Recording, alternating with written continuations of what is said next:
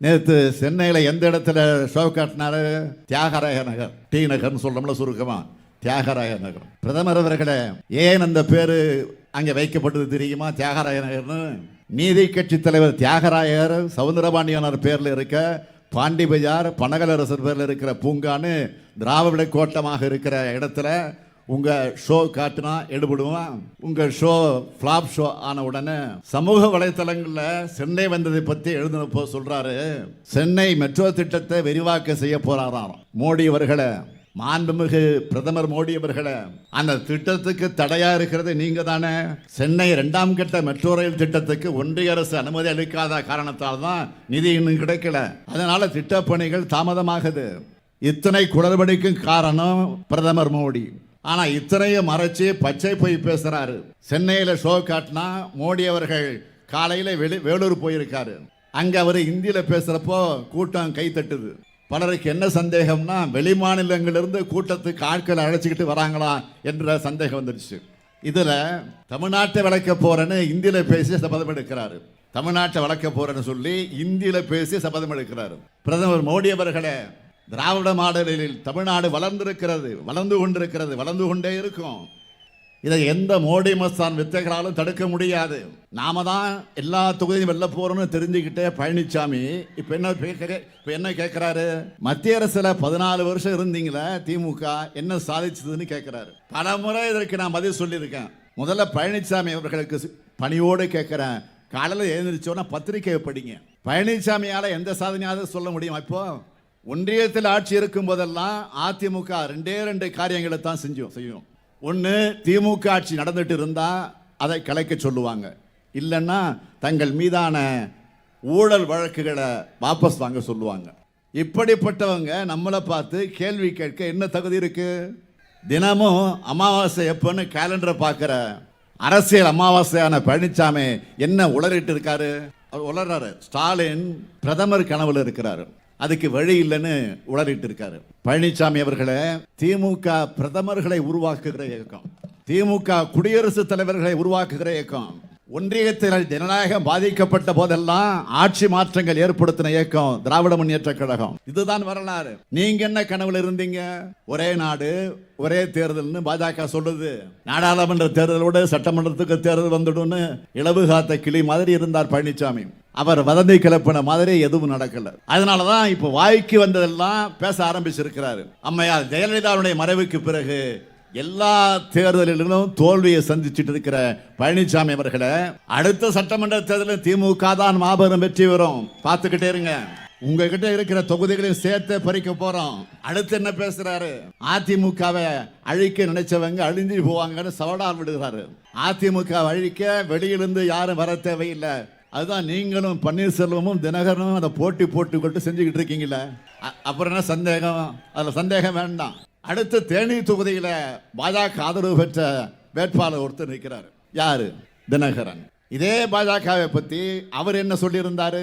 பாஜகவில் சேர்வது என்பது தற்கொலை பண்றதுக்கு சமம். யாராவது தெரிஞ்சே கிணத்துல விழுவாங்களான்னு கேட்டவர் இப்ப என்ன தெரிஞ்ச கிணத்துல விட வந்திருக்கிறாரா? அதைத்தான் இப்ப தேனிக்காரங்க கேட்க வேண்டிய கேள்வி. அது மட்டுமல்ல, இன்னும் பேசி இருக்காரு, டெல்லியில வேணும்னா பெரிய கட்சியா ஆளுங்கட்சியா பாஜக இருக்கலாம், ஆனா தமிழ்நாட்டில் அதுக்கு என்ன இருக்கு? நோட்டோவோட போட்டி போடக்கூடிய கட்சி தான் பாஜகன்னு சொன்னவர் தான் இந்த தினகரன். அவரை பார்த்து நீங்க கேட்கணும், இன்று நோட்டோவோட போட்டி போட தேனிக்கு வந்திருக்கீங்களா அப்படின்னு கேட்கணும். நீங்க இல்ல உங்க வழக்கில இருந்து காப்பாத்திக்க வந்திருக்கிறீங்களா? நான் போன கூட்டங்கள்ல சொன்ன மாதிரி மோடி வாரண்டியோட ஒரு வாஷிங் மிஷின் வச்சிருக்காரு. மோடி ஒரு வாஷிங் மிஷின் வச்சிருக்காரு. அதுல ஊழல்வாதிகளை உள்ள அனுப்புனா அவங்க சுத்தமாகி வெளியில வந்துருவாங்க. அது made in BJP washing machine. Made in Japan, made in America, made in இங்கிலாந்துலாம் சொல்கிறோம்ல, அது மாதிரி made in BJP washing machine. அது அந்த கட்சியோட கூட்டணி வச்சுக்கிட்டா அந்த வாஷிங் மிஷின் வெளுத்துரும். அப்படி வெளுக்கப்பட்டு பாஜக கூட்டணி சார்பில் நிற்கிறவர் தான் தினகரன். 1995-96 ஆண்டுகளில் வெளிநாட்டில் இருந்து 62,61,000 அமெரிக்க டாலர்களை அங்கீகாரமற்ற முகவர் மூலமாக பெற்று இங்கிலாந்தில் இருக்கிற நிறுவனங்களுக்கு சட்டவிரோதமாக கொடுத்து அந்நிய செலவாணி மோசடியில் சிக்கினவர் தான் இந்த தினகரன். ஃபெரா போன்ற சொற்களை தமிழ்நாட்டில் முதல்ல அறிமுகப்படுத்தினத அதற்குரிய பெருமைக்குரியவர் யாருன்னு கேட்டீங்கன்னா தினகரனுக்கு தான் உண்டு. இந்த வழக்கை 30 ஆண்டுகளாக இழுத்து கொண்டிருக்கிறார். இந்த வழக்கில் அவருக்கு 28 கோடி ரூபாய் அமலாக்கத்துறை அபராதம் விதிச்சிருக்கு. இப்ப புரியுதா ஏன் இவர் பிஜேபி போனார்னு? அது மட்டுமல்ல, அம்மையார் மறையும் வர போயஸ் கார்டனுக்குள் நுழைய முடியாம தடை செய்யப்பட்ட ஒரு பட்டியலில் இருந்தவர் தினகரன். காரணம் என்ன? அம்மையார் சொத்து குவிப்பு வழக்கோட தன்னோட வழக்கை சேர்த்தா தனக்கும் தண்டனை கிடைச்சிடும், அதனால 2 வழக்கும் தனித்தனியா நடத்தணும்னு அம்மையார் ஜெயலலிதாவின் வக்கீலையே மிரட்டினது இவர்தான். அதனால அங்கிருந்து விரட்டப்பட்டார். கடைசியா ஜெயலலிதா மறைவுக்கு பிறகு சசிகலாவால் கட்சிக்குள் சேர்க்கப்பட்ட தினகரன் தான் இப்போ வழக்குகளுக்கு பயந்து சந்தர்ப்பவாத கூட்டணி அமைச்சு மோடி வாஷிங் மிஷின் மூலமா தேனிக்குள்ள நுழைந்திருக்கிறார். இப்படிப்பட்ட சந்தர்ப்பவாதிகளை தோற்கடிக்கணும். தேனி மக்களை ஏமாந்துடாதீங்க. கடந்த முறை பன்னீர்செல்வம் மகன் ஏமாந்துட்டீங்க, இந்த முறை சசிகலா குடும்பத்தினர் ஏமாந்துடாதீங்க. ஓபிஎஸ் நிலைமை என்ன? 2 முறை தமிழ்நாட்டுடைய முதலமைச்சராக இருந்தவர், இப்ப சட்டமன்ற உறுப்பினராக இருக்கிறவர் அவமானப்படுத்த அவரை மிரட்டி ராமநாதபுரத்தில் போய் நிக்க வச்சு பாஜக வெடிக்க பார்க்குது. தினகரனை மிரட்டி தேனியில நிக்க வச்சிருக்காங்க. இப்படி பாஜகவோட தொங்கு தசைகளாக பழனிசாமி, பன்னீர்செல்வம், தினகரன் யாராக இருந்தாலும் பாஜகவுக்கு கொடுக்கும் அதே தண்டனையை கொடுங்க. பாஜகவுக்கு சொந்த செல்வாக்கு இல்லாததால பன்னீர்செல்வம், தினகரன் போன்ற வாடகை மனிதர்களை வச்சு தேர்தலை சந்திக்குது. பிடிமா பழனிசாமியோட அதிமுகவை குத்தகை எடுத்து தனியா நிக்க வச்சிருக்கு. சொந்தமா முடிவெடுக்க முடியாம கீ கொடுத்த பொம்மை போல அதிமுகவை ஆட்டி வைக்குது பாஜக. இவங்களை மொத்தமாக தோற்கடிக்க வேண்டாமா? தமிழினத்துக்கும் தமிழுக்கும் தமிழ்நாட்டுக்கும் வஞ்சகம் செய்யும் பாஜக கூட்டத்துக்கும் துரோகம் இழைக்கக்கூடிய பழனிசாமி, பன்னீர்செல்வம், தினகரன், பாமக ஆகிய அடிமை கூட்டத்துக்கும் திண்டுக்கல் தேனி மக்கள் தக்க பாடம் புகட்ட வேண்டும். Fees sir. மா எதுக்கு வளையல் கழறீங்க? இல்ல மேடம், பிள்ளை சம்பளமே 15,000 தான், இதுல ஹாஸ்டல் ஃபீஸ் எப்படி? மா இங்க வாங்க. இது தோழி ஹாஸ்டல். நம்மள மாதிரி ஒர்க்கிங் விமனுக்காக நம்ம அரசால உருவாக்கப்பட்ட இடம். அப்ப ஃபீஸ் மேடம்? இது போதும். ரொம்ப நன்றி மேடம். தேங்க்ஸ் எனக்கு இல்ல. இந்தியாவை காக்க ஸ்டாலின் அழைக்கிறேன். மலைகள், காடுகள், ஆறுகள், அருவிகள், அணைகள் என இயற்கை எழில் கொஞ்சம் தேனிக்கு வந்திருக்கிறேன். தென் மாவட்ட மக்களின் குலசாமியாக மதிக்கப்படுகிற வெண்ணிக்குவை கட்டி முல்லை பெரியாறு அணை பகுதிக்கு வந்திருக்கிறேன். வைகையாறும் கொடைக்கானல் மலையும் பக்தர்களுக்கான பழனியும் அடங்கிய திண்டுக்கல் தொகுதி பரப்புரைக்கும் சேர்த்தே வந்திருக்கிறேன். இது தேர்தல் பரப்புரை கூட்டமா அல்லது வெற்றி விழா மாநாடா என அனைவரும் வியக்கும் அளவுக்கு இந்த கூட்டத்தை ஏற்பாடு செய்திருக்கக்கூடிய நம்முடைய ஐபி அவர்களுக்கும் சக்கரபாணி அவர்களுக்கும் மாவட்ட கழகத்துடைய செயலாளர்களுக்கும் நிர்வாகிகளுக்கும் என்னுடைய பாராட்டுக்கள், வாழ்த்துக்கள். கழகத்துக்கு தென்பாண்டி மண்டலத்தில் கிடைத்த பெரியசாமி தான் துணை பொதுச் செயலாளர் ஐ பெரியசாமி. ஐபி அவர்களை பார்க்க நரை தட்டியிருந்தாலும்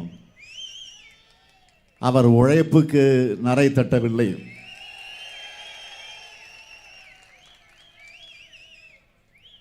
ஐபி அவர்களது உழைப்பே தேனி, திண்டுக்கல் வேட்பாளர்களை வெற்றி பெற வைக்கும் என்ற நம்பிக்கை எனக்கு உண்டு. தேனி நாடாளுமன்ற தொகுதியில் திராவிட முன்னேற்ற கழகத்தினுடைய வேட்பாளராக நம்முடைய சகோதரர் தங்க தமிழ்செல்வன் அவர்கள் உதயசூரியன் சின்னத்தில் போட்டியிடுகிறார். தங்க தமிழ்செல்வன் அவர்கள் இந்த மண்ணின் மைந்தர். திமுகவுடைய கொள்கை பொறுப்பு செயலாளர்,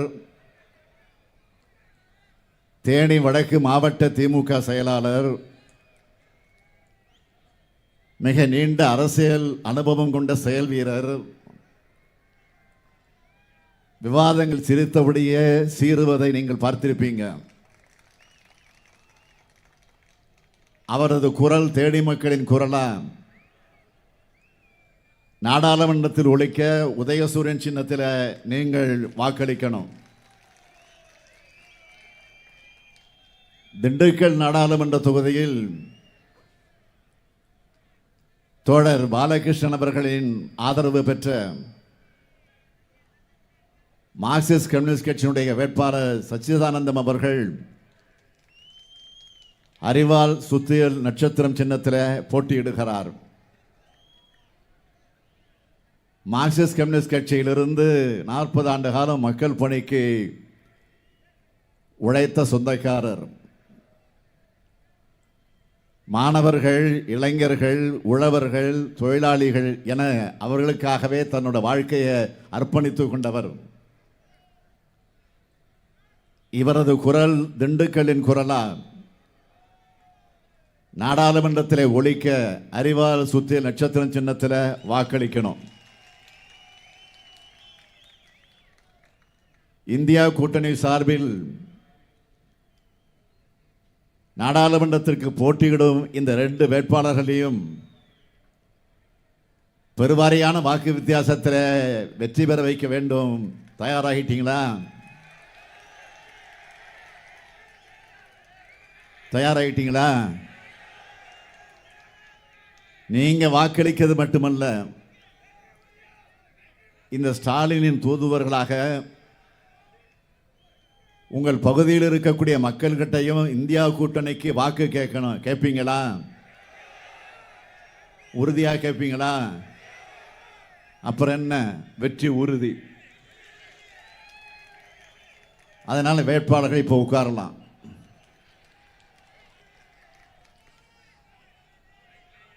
இந்தியா கூட்டணி மக்களுக்கான சாதனைகளை செய்யக்கூடிய நம்பகமான கூட்டணி.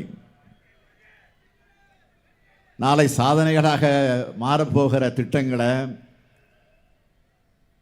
வாக்குறுதிகளாக தேர்தல் அறிக்கையில் சொல்லியிருக்கோம். அதில் சிலவற்றை மட்டும் தலைப்புச் செய்திகளாக எடுத்து சொல்லணும்னா, பேபி அணை மற்றும் முல்லைப் பெரியாறு அணை பலப்படுத்தப்படும். வாழை மற்றும் திராட்சைக்கு மதிப்பு கூட்ட தொழிற்சாலைகள் அமைக்கப்படும். உசிலம்பட்டி, தேனி, போடிநாயக்கனூர் பகுதிகளில் புறவழிச்சாலை அமைக்கப்படும். போடி, கொட்டக்கூடு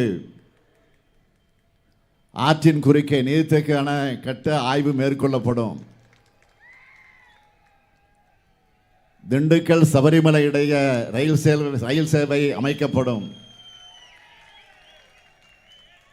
முல்லை பெரியாறிலிருந்து குழாய் மூலம் தண்ணீர் எடுத்து ஆண்டிப்பட்டி கண்மாய்களுக்கு வழங்கப்படும். திண்டுக்கல்லில் இருந்து சென்னைக்கு தனி ரயில் வசதி ஏற்படுத்தப்படும்.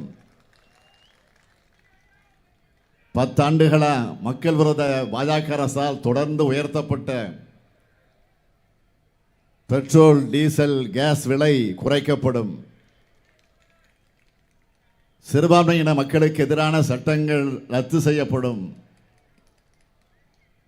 தொழிலாளர் விரோத சட்டங்கள், ஜிஎஸ்டி சட்டங்கள் மறு சீரமைப்பு செய்யப்படும். விவசாயிகள் கூட்டுறவு அமைப்புகளையும் வங்கிகளையும் வாங்கியிருக்கக்கூடிய கடனும் வட்டியும் தள்ளுபடி செய்யப்படும். உழவர்களுடைய வேளாண் விளைபொருட்களுக்கு மொத்த உற்பத்தி செலவுடன் 50 விழுக்காடு என்பதை வலியுறுத்தி குறைந்தபட்ச ஆதரவு விலை நிர்ணயம் செய்யப்படும். தேசிய நெடுஞ்சாலைகளில் இருக்கிற சுங்கச்சாவடிகள் முற்றிலுமாக அகற்றப்படும். மகாத்மா காந்தி தேசிய ஊரக வேலை வாய்ப்பு உறுதி திட்டத்தோட வேலை நாட்கள் 100 150 நாட்களாகவும் ஊதியம் 400 ரூபாயாகவும் உயர்த்தப்படும். மாணவர்களுடைய கல்வி கடன் முற்றிலுமாக தள்ளுபடி செய்யப்படும். வங்கிகளில் மினிமம் பேலன்ஸ் இல்லாதப்போ விதிக்கப்படக்கூடிய அபராதம் நீக்கப்படும். மூத்த குடிமக்கள், மாற்றுத்திறனாளிகள், மூன்றாம் பாலினத்தோர் மற்றும் மாணவர்களுக்கு ரயில்வே துறையில் வழங்கப்பட்டு வந்த கட்டண சலுகை மீண்டும் நடைமுறைப்படுத்தப்படும். இப்படி தமிழ்நாட்டோட குரலா திமுக தேர்தல் அறிக்கையை வெளியிட்டிருக்கோம். தெற்கின் குரல் காங்கிரஸ் தேர்தல் அறிக்கையிலும் எதிரொலிக்குது. அருமை சகோதரர் ராகுல் காந்தி வெளியிட்டிருக்கக்கூடிய காங்கிரஸ் கட்சியோட தேர்தல் அறிக்கை வாக்குறுதிகளில் முக்கியமான சிலவற்றை மட்டும் சொல்ல வேண்டுமென்றால், ஏழை பெண்களுக்கு ஆண்டுக்கு 1 லட்சம் ரூபாய் வழங்கப்படும். ஒன்றிய அரசு பணிகளில் பெண்களுக்கு 50 விழுக்காடு இடஒதுக்கீடும் வழங்கப்படும். நாடு முழுவதும் சமூக பொருளாதார சாதிவாரியான கணக்கெடுப்பு நடத்தப்படும். ஒன்றியத்தில் இடஒதுக்கீடு உச்சவரம்பு 50 விழுக்காடு என்பதை உயர்த்த சட்ட திருத்தம் செய்யப்படும். எஸ்சி, எஸ்டி, ஓபிசி பிரிவினருக்கான காலி பணியிடங்கள் ஓராண்டுக்குள் நிரப்பப்படும்.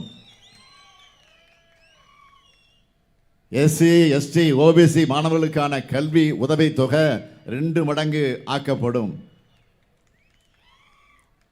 விவசாய இடுபொருட்களுக்கு ஜிஎஸ்டி வரி இருக்காது.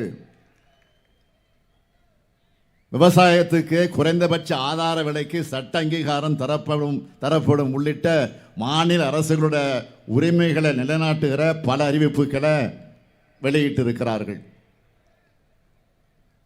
மாநிலங்களுக்கும் நாட்டுக்கும் நம்பிக்கை அளிக்கிற தேர்தல் அறிக்கையா காங்கிரஸ் தேர்தல் அறிக்கை இருக்கு. நாம் சொல்லியுள்ள அனைத்தையும் செய்யும் காலம் கனிந்து வருகிறது. நீங்கள் அளிக்கும் வாக்கு என்பது உங்கள் தொகுதிக்கான எம்பியை தேர்வு செய்வதற்காக மட்டுமல்ல, நீங்கள் அளிக்கிற வாக்கு மூலமாகத்தான் இந்தியாவின் அடுத்த பிரதமராக ஒரு ஜனநாயகவாதி வர முடியும். நீங்கள் அளிக்கிற வாக்கு மூலமாகத்தான் மக்களை பற்றி இறக்கப்படும் ஒரு மனிதர் பிரதமராகக்கூடிய சூழ்நிலை உருவாகும். நீங்கள் அளிக்கக்கூடிய வாக்கு மூலமாக தமிழ்நாட்டை மதிக்கிற ஒருவர் பிரதமராவதற்கு வாய்ப்பு கிடைக்கும். எப்படிப்பட்ட பிரதமர் வர வேண்டும் என நாம் நினைக்கிறோமோ, அதேபோல இப்போதைய பிரதமர் மோடி எக்காரணத்தை கொண்டு மீண்டும் ஆட்சிக்கு வரக்கூடாது என்பதையும் நாம் மனதிலே வைத்து வாக்களிக்கணும். பாஜக ஆட்சிக்கு வந்தால் அமைதியான இந்தியாவை அமளியான இந்தியாவாக மாற்றிடுவாங்க. ஒரு தாய் மக்களாக வாழுற நம்ம மக்கள் மனசில் வேறுபாட்டு விதைகளை தூவி இந்தியாவை நாசம் செஞ்சிடுவாங்க. இன்னொரு முறை மோடி ஆட்சிக்கு வந்தால் இந்தியாவில் ஜனநாயகம் இருக்காது, நாடாளுமன்றத்தில் விவாதம் இருக்காது, தேர்தல் என்பதே ஜனநாயகபூர்வமாக இருக்காது, மாநில அரசுகளுக்கு எந்த அதிகாரமும் இருக்காது, சட்டமன்றங்கள் இருக்குமா என்பதே சந்தேகம். ஒரே மொழி, ஒரே மதம், ஒரே பண்பாடு, ஒரே உடை, ஒரே உணவுன்னு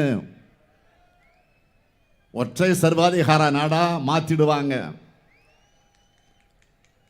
இவை அனைத்துக்கு மேலாக சமூக நீதியை குழி தோண்டி புதைச்சிடுவாங்க. இத்தனை நாளா வெளிநாடுகளுக்கு டூர் போன பிரதமர் மோடி தேர்தல் வந்துட்டதால இப்போ உள்நாட்டுக்குள்ள டூர் அடிக்கிறாரு.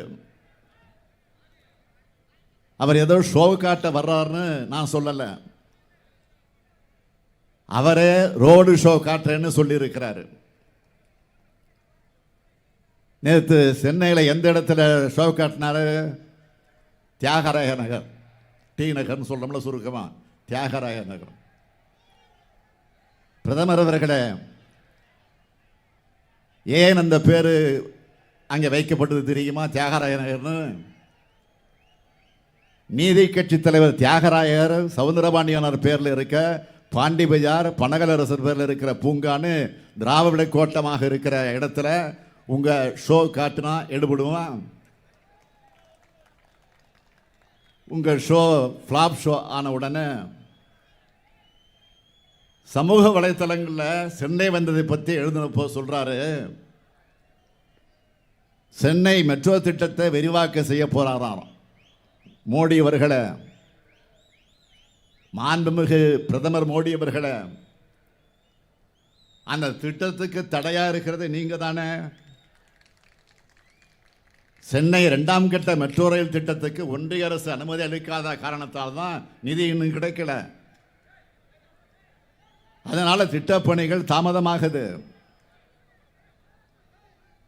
கடந்த 2020 ஒன்றிய உள்துறை அமைச்சர் இந்த திட்டத்துக்காக அடிக்கல் நாட்டினார். ஆனால் அனுமதி கொடுக்கல.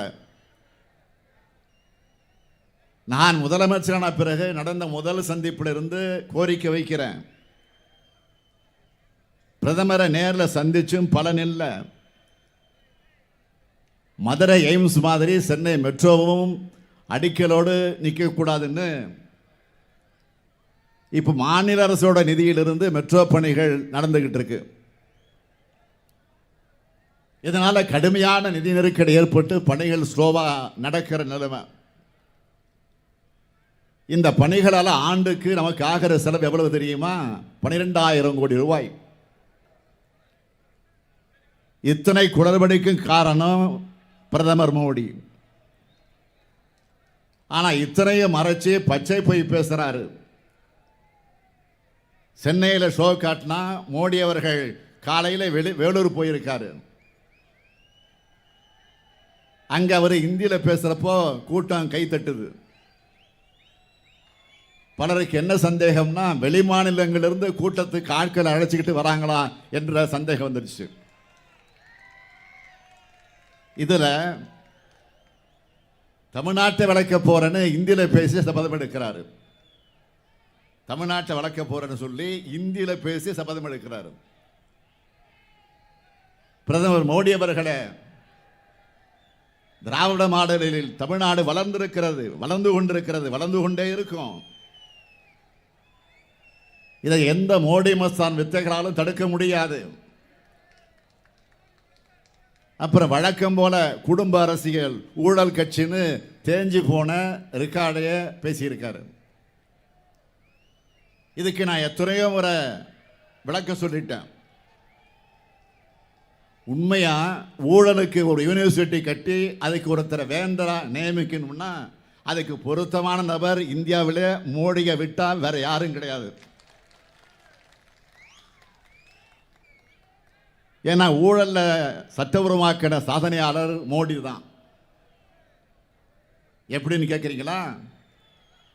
தேர்தல் பத்திரங்கள் மூலமா ஊழல் பணத்தை நேரடியாக கட்சி அக்கௌண்ட்டுக்கு வரவும், பிஎம் கேர்ஸ் நிதியை உருவாக்கிட்டு உத்தமர் தான் மோடி. வாஷிங் மிஷின் வச்சு ஊழல் அரசியல்வாதிகளை பாஜகவில் சேர்க்கிறது மோடி. ஊழலை பற்றி பேசலாமா? அடுத்து தமிழ் பண்பாட்டுக்கு திமுக எதிரியா இருக்குன்னு பேசியிருக்கிறார். மாண்புமிகு பிரதமர் மோடி அவர்களே, உங்க வாட்ஸ்அப் யூனிவர்சிட்டியில் படிக்கக்கூடாது, புத்தகங்களை வாங்கி படிக்கணும். பிறப்புக்கும் எல்லா உயிருக்கும் இதுதான் தமிழர் பண்பாடு. யாதும் ஊரை யாவரும் கேளி, இதுதான் தமிழர் பண்பாடு. பிரிவினைவாதை அரசியல் செய்கிறது யார்? சாதியாலும் மதத்தாலும் மக்களை பிளவுபடுத்துகிற நீங்க திமுகவை குற்றம் சாட்டலாமா? இப்போ கூட சமூக நீதியை பேசுகிற காங்கிரஸ் தேர்தல் அறிக்கையை முஸ்லீம் லீக்கினுடைய தேர்தல் அறிக்கைன்னு கேலி செஞ்சிருக்கிறாரு, விமர்சனம் பண்ணியிருக்கிறாரு. இது பிரிவினைவாத அரசியல் செய்கிறது யாரு? 10 ஆண்டு காலம் இந்தியாவோட பிரதமராக இருந்துட்டு சாதனையா எதையும் சொல்ல முடியாம இப்படி மக்களை பிளவுபடுத்தி பேசுகிறோம்னு வெட்கப்படணும். நீங்கள் 10 ஆண்டு காலம் ஆட்சியில் ஏற்பட்டிருக்கக்கூடிய வேதனைகள் நம்மால் மணிக்கணக்கில் பேச முடியும். தமிழ்நாடு வேண்டாம்னு புறக்கணித்த மோடிக்கு ஒரே முழக்கத்தில் நாம் சொல்ல வேண்டியது வேண்டாம் மோடி. சொல்லுங்க, வேண்டாம் மோடி.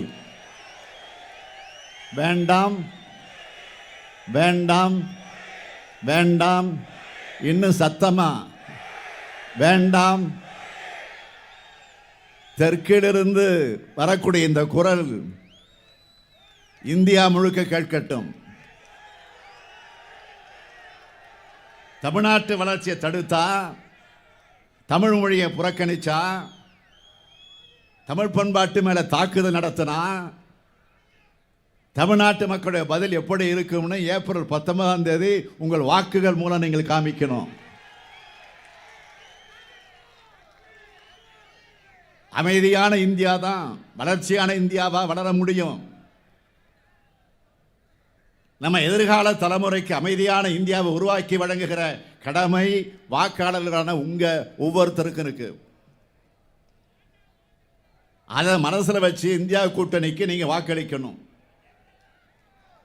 அதை கேட்கறதுக்கு தான் நான் இங்கே வந்திருக்கிறேன். இந்தியா கூட்டணி ஆட்சி அமைஞ்சா இந்தியா வளம் பெறும். குறிப்பா தமிழ்நாடு அதிகமாக வளம் பெறும். இங்கே திராவிட மாடல் ஆட்சியை நாம அமைச்சு 3 ஆண்டு காலமா பல்வேறு சிறப்பான திட்டங்களை தீட்டி வரோம். பெருந்தலைவர் காமராஜர் அவர்கள் குழந்தைகளை பள்ளிக்கு நோக்கி வரவழைக்கணும்னு மதிய உணவு திட்டத்தை ஆரம்பித்தார். பெற்றோர்கள் பலர் வேலைக்கு போறதால காலையில் பள்ளிக்கு வர குழந்தைங்க சாப்பிடாம வராங்கன்னு தெரிஞ்சுக்கிட்டு உங்க ஸ்டாலின் தொடங்கி இருக்கக்கூடிய திட்டம்தான் காலை உணவு திட்டம். 16 லட்சம் குழந்தைகள் பசியாரும் இந்த திட்டத்தை பற்றி சமீபத்தில் ஒரு ஆவணப்படம் பார்த்தேன். அதில் ஒரு பெற்றோர் சொல்றாங்க, சாம்பாரில் நிறைய காய்கறிகள் போட்டு செய்கிறாங்க, இதனால குழந்தைகளுக்கு ஊட்டச்சத்து போதுமான அளவு கிடைக்குதுன்னு சந்தோஷப்பட்டு பேசுறாங்க. இன்னொரு தந்தை சொல்றாரு, இப்பெல்லாம் நாங்கள் வீட்டில் செஞ்சா கூட பசங்க சாப்பிட்றதில்ல, ஸ்கூலில் ரொம்ப நல்லா இருக்கு, அங்கே போய் சாப்பிட்றேன்னு சொல்றாங்க. நண்பர்களோடு போட்டி போட்டுக்கிட்டு நல்லா சாப்பிட்றாங்க. 7:30 மணிக்கெல்லாம் சுட சுட சாப்பாடு வந்துடுது அப்படின்னு பேசியிருந்தார். இப்படி ஏழை எளிய நடுத்தர குடும்ப பெற்றோர்களின் கவலையை போக்கி நம்ம குழந்தைகளுடைய ஆரோக்கியத்தையும் அவங்க வகுப்புல சோர்வில்லாம தெம்பா பாடங்களை கவனிக்கவும் இந்த திட்டம் வழிவகுத்திருக்கு. அது மட்டும் இல்லை, இதனால் எடை குறைவா இருந்த மாணவர்களோட எடை அதிகரிச்சிருக்கு. ஏன் மாணவர்களுடைய வருகை, பள்ளிக்கு வரக்கூடிய வருகை அதிகரிச்சிருக்குன்னு ஆய்வு முடிவுகள் வந்திருக்கு. இந்த புரட்சிகர திட்டத்தை இந்தியாவில் இருக்கக்கூடிய மற்ற மாநிலங்கள் மட்டுமல்ல, வெளிநாடு அமெரிக்காவுக்கு பக்கத்தில் இருக்கிற மிகப்பெரிய வளர்ந்த நாடு, வளர்ச்சி பெற்ற நாடு கனடா நாட்டிலையும் அறிமுகப்படுத்த போறதாக அந்த நாட்டு பிரதமர் அறிவிச்சிருக்கிறார். அதே போல கலைஞர் மகளிர் உரிமை திட்டம் பற்றி தனியார் தொலைக்காட்சி ஒன்று பெண்கள் கிட்ட கருத்து கேட்கிறாங்க. அதுல ஒரு தாய்மார் சொல்றாங்க, ஸ்டாலின் அண்ணன் தர இந்த உரிமை தொகை வச்சு எங்க வீட்டுக்கு மளிகை பொருள் வாங்குறேன். உண்மையான தேவை இருக்கிற எல்லாருக்கும் இந்த தொகை போய் சேருது என்பதற்கு நானே சாட்சின்னு சொன்னாங்க. இப்படி தமிழ்நாடு முழுவதும் 1,15,00,000 கோடி 1,15,00,000 பேர் மகளிர் பயன்பெறாங்க. எங்க தாய் வீட்டு சீர் மாதிரி மாசம் 1000 ரூபாய் எங்க அண்ணன் ஸ்டாலின் தராருன்னு பாசத்தோடு உரிமையோட இந்த திட்டத்தை கொண்டாடுறாங்க. உரிமை தொகையால கிராமங்களில் பணப்புழக்கம் அதிகரித்து உள்ளூர் சிறு வணிகர்களின் வியாபாரமும் பெருகி இருக்கு. இது சமூக புரட்சி திட்டம் மட்டுமில்ல, பொருளாதார புரட்சி திட்டமும் இன்னைக்கு மாறி இருக்கு. அடுத்து தினமும் லட்சக்கணக்கான மகளிர் மகிழ்ச்சியா நாங்க ஸ்டாலின் ஐயா பஸ்ஸில் இலவசமா பயணம் பண்றோம்னு சொல்லக்கூடிய விடியல் பயணம் திட்டம். வெளியூர்ல வேலைக்கு செல்லக்கூடிய மகளிர் பாதுகாப்பா தங்குறதுக்கு தோழி விடுதி. கல்லூரியில் படிக்கும் பெண் பிள்ளைகளுக்கு மாதம் மாதம் 1000 ரூபாய் வழங்கக்கூடிய புதுமை பெண் திட்டம். விரைவில் மாணவர்களுக்கு மாதம் மாதம் 1000 ரூபாய் வழங்க போகக்கூடிய தமிழ் புதவன் திட்டம். இளைஞர்களுக்கு திறன் பயிற்சி வழங்கி வேலைவாய்ப்பு பெற்றுத் தரக்கூடிய நான் முதல்வன் திட்டம். 1 கோடிக்கும் அதிகமான பேர் பயனடைந்திருக்கக்கூடிய மக்களை தேடி மருத்துவம் திட்டம். சாலை விபத்துக்களில் 2 லட்சத்திற்கு அதிகமானவருடைய உயிரை காப்பாற்றி இருக்கக்கூடிய இன்னுயிர் காப்போம் நம்மை காக்கும் 48 திட்டம். இப்படி ஏராளமான திட்டங்களை செயல்படுத்திக்கிட்டு இருக்கிறோம்.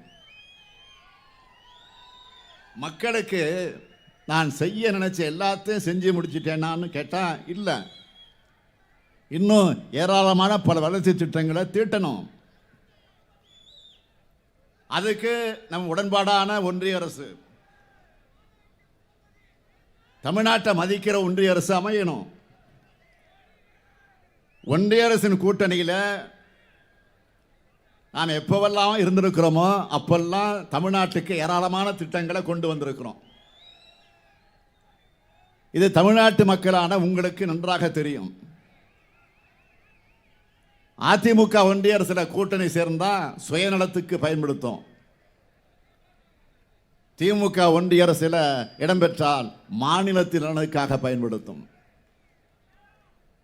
கடந்த முறை தமிழ்நாட்டில் ஒரே ஒரு தொகுதி தவிர எல்லாத்திலையும் நாம் வென்றோம். அந்த ஒரே ஒரு தொகுதியான இந்த தேனி தொகுதி இந்த முறை தமிழ்நாட்டிலேயே அதிக வாக்கு வித்தியாசத்தில் வெல்லணும். உறுதி எடுத்துட்டீங்களா? தமிழ்நாட்டின் அனைத்து தொகுதிகளையும் வென்று இந்தியா கூட்டணியுடைய ஒன்றிய அரசு மூலமா தமிழ்நாட்டுக்கான எல்லா சிறப்பு திட்டங்களையும் கொண்டு வருவோம். நாம தான் எல்லா தொகுதியும் வெல்ல போறோம்னு தெரிஞ்சுக்கிட்டே பழனிசாமி இப்ப என்ன கேட்கிறாரு? மத்திய அரசுல 14 வருஷம் இருந்தீங்களே திமுக, என்ன சாதிச்சதுன்னு கேட்கிறாரு. பல முறை இதற்கு நான் பதில் சொல்லியிருக்கேன். முதல்ல பழனிசாமி அவர்களுக்கு பணியோடு கேட்கிறேன், காலையில் எழுந்திரிச்சோன்னா பத்திரிகையை படிங்க.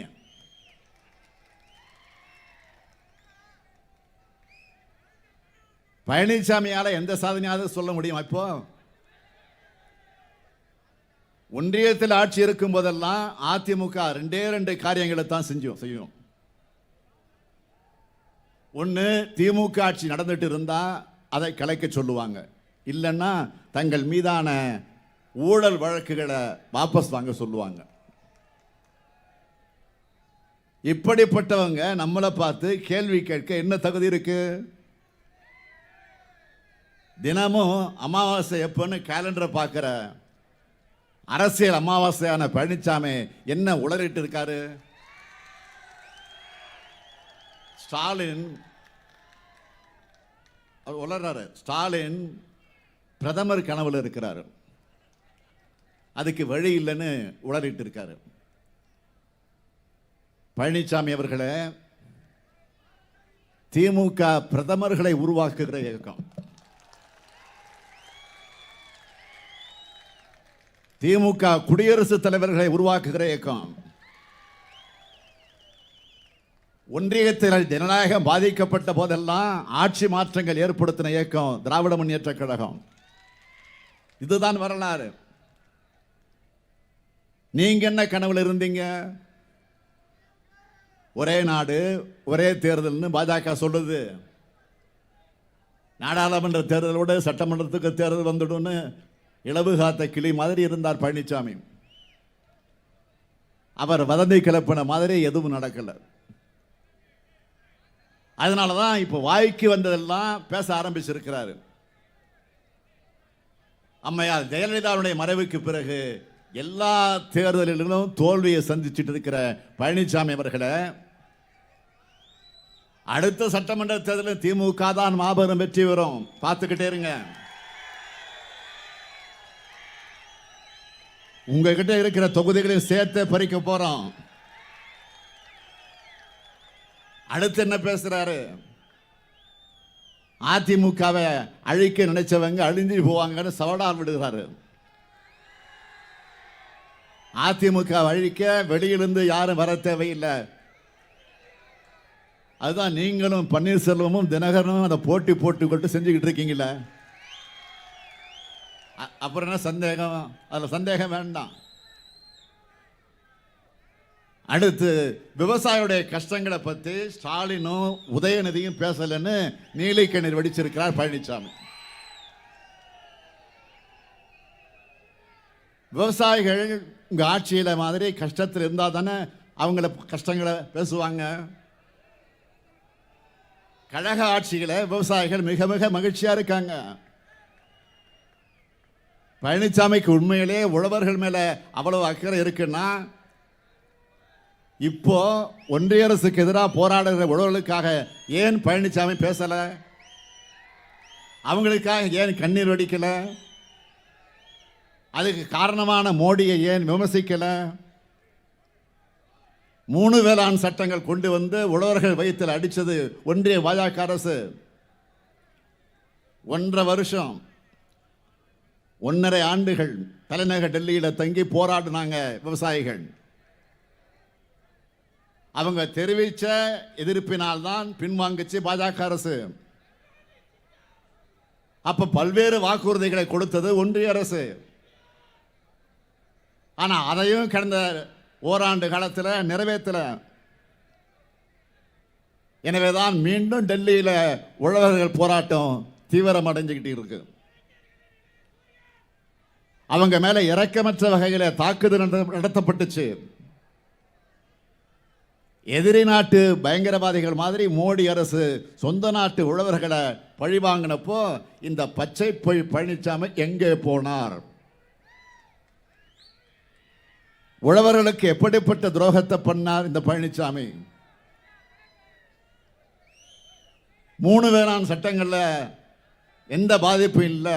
பாதிப்பு இருக்கிறதா சொல்றவங்க கூட நான் விவாதிக்க தயார். இந்த சட்டம் வந்தா தமிழ்நாட்டு விவசாயிகள் உத்தரப்பிரதேசத்துக்கு போய் வியாபாரம் செய்யலான்னு கப்சா விட்டவர் பழனிசாமி. போராடின விவசாயிகளை அவங்க விவசாயிகளே இல்லை, புரோக்கர்னு சொன்னார். ஆக விவசாயிகளை புரோக்கர்னு சொன்ன அரசியல் புரோக்கர் தான் பழனிசாமி.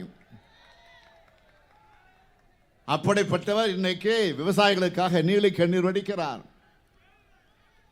பழனிசாமி அவர்களை திமுக ஆட்சியில தான் வேளாண்மைக்குன்னு தனி நிதிநிலை அறிக்கை தாக்கல் செஞ்சிருக்கிறோம். 3 ஆண்டுகளை 2 லட்சம் விவசாயிகளுக்கு மின் இணைப்புகளை கொடுத்திருக்கிறோம். நீங்க கஜானாவே தூர்வாரினீங்க. நாங்கள் டெல்டா மாவட்டங்களில் கால்வாய்களை தூர்வாரி காவேரி கடமடைக்கும் கொண்டு சேர்த்தோம். உணவு அமைச்சர் இங்க இருக்காரு சக்கரபாணி. ஒவ்வொரு ஆண்டும் கொள்முதல்ல சாதனை பண்றோம். வேளாண் துறை சார்பில் கண்காட்சி, திருவிழா, சங்கமம்னு நடத்தி உழவர்கள் உள்ளத்துல நம்பிக்கையை விதைக்கிறோம். மண்ணும் செழிக்குது, மக்களும் செழிக்கிறாங்க. இதுதான் திராவிட மாடல் ஆட்சி. உழவர்களுக்கு துரோகம் செஞ்ச மாதிரியே குடியுரிமை திருத்த சட்டத்தை ஆதரிச்சு வாக்களிச்சு சிறுபான்மை இஸ்லாமிய சகோதரருக்கு துரோகம் செஞ்சார் பழனிசாமி. இன்னைக்கு திண்டுக்கல்ல சிறுபான்மை மக்கள் பத்தி பேச ஆரம்பிச்சிருக்கிறார். சிஏக்கு எதிராக போராடின பெண்கள் குழந்தைகள் மேல கூட தடியடி நடத்தி அதை பார்த்து ரசிச்சு நான் உட்பட இந்தியா கூட்டணியினுடைய தலைவர்கள் மேல 8000 பேர் மேல எஃப்ஐஆர் போட்டாரு. குடியுரிமை சட்டம் வந்தப்போ பழனிசாமி என்ன செஞ்சார்? எந்த முஸ்லீம் பாதிக்கப்பட்டார்னு ஆணவமாக கேட்டார். அதிமுகவும் பாமகவும் அன்னைக்கு குடியுரிமை திருத்த சட்டத்தை ஆதரித்து வாக்களிக்காம இருந்திருந்தா அந்த சட்டமே நிறைவேறி இருக்காது. அதுதான் உண்மை. இந்த ரெண்டு துரோகத்தையும் மனதார செய்த கட்சிகள் தான் அதிமுகவும் பாமகவும். இந்த சட்டங்கள் ஆதரித்து ஓட்டு போட்ட பாமக இப்ப பாஜகவோட அமைத்திருப்பது சந்தர்ப்பவாத கூட்டணி. மருத்துவர் ஐயா ராமதாஸ் நிலைமையை பார்த்து அவங்க கட்சிக்காரங்களே தலைகுனிஞ்சு நிற்கிறாங்க. இதுக்கு மேல அவரை நான் விமர்சிக்க விரும்பல. அடுத்து தேனி தொகுதியில் பாஜக ஆதரவு பெற்ற வேட்பாளர் ஒருத்தர் நிற்கிறார். யாரு? தினகரன். இதே பாஜகவை பற்றி அவர் என்ன சொல்லியிருந்தாரு? பாஜகவில் சேர்வது என்பது தற்கொலை பண்றதுக்கு சமம். யாராவது தெரிஞ்சே கிணத்துல விழுவாங்களான்னு கேட்டவர் இப்ப என்ன தெரிஞ்ச கிணத்துல விட வந்திருக்கிறாரா? அதைத்தான் இப்ப தேனீக்காரங்க கேட்க வேண்டிய கேள்வி.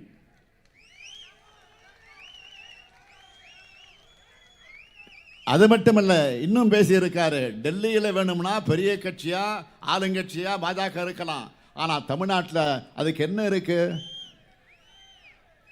நோட்டாவோட போட்டி போடக்கூடிய கட்சி தான் பாஜகன்னு சொன்னவர் தான் இந்த தினகரன். அவரை பார்த்து நீங்க கேட்கணும், இன்று நோட்டாவோட போட்டி போட தேனிக்கு வந்திருக்கீங்களா அப்படின்னு கேட்கணும். நீங்க இல்ல உங்க வழக்கில் இருந்து காப்பாத்திக்க வந்திருக்கிறீங்களா? நான் போன கூட்டங்களில் சொன்ன மாதிரி மோடி வாரண்டியோட ஒரு வாஷிங் மிஷின் வச்சிருக்காரு. மோடி ஒரு வாஷிங் மிஷின் வச்சிருக்காரு. அதில் ஊழல்வாதிகளை உள்ள அனுப்புனா அவங்க சுத்தமாகி வெளியில் வந்துடுவாங்க. அது made in BJP washing machine.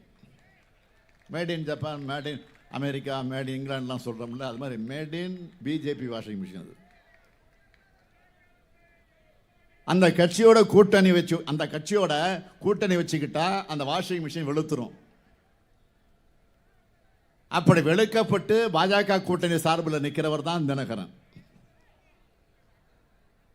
1995-96 ஆண்டுகளில் வெளிநாட்டில் இருந்து 62,61,000 அமெரிக்க டாலர்களை அங்கீகாரமற்ற முகவர் மூலமாக பெற்று இங்கிலாந்தில் இருக்கிற நிறுவனங்களுக்கு சட்டவிரோதமாக கொடுத்து அந்நிய செலவாணி மோசடியில் சிக்கினவர் தான் இந்த தினகரன்.